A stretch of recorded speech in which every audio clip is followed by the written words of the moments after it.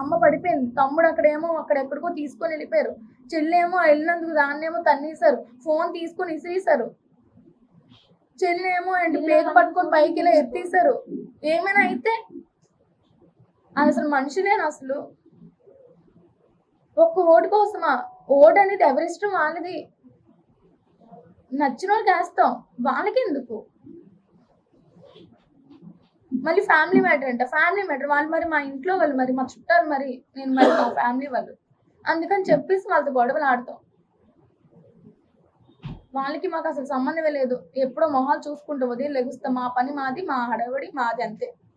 మాకే ఏంటి చాలా నరకేతలు, తమ్ముడికి చదువు అన్ని మొత్తం అన్ని టెన్షన్లో ఉంటాం.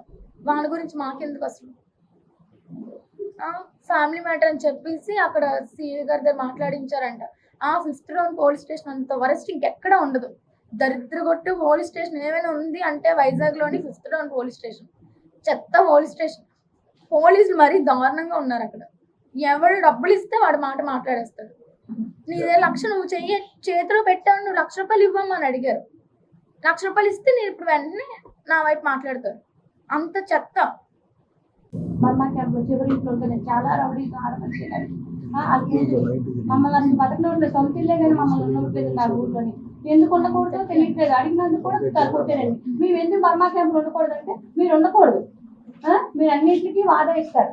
నేను కబుక్కునేది నోరు జారిపోయింది. టీడీపీ కేసు నాకు నోరు ఉండదండి. కబుక్కులు కలవు సారం తప్పాను. మాకు నాకు ఇల్లుగా చెప్పకూడదంటే చెప్పకూడదంట.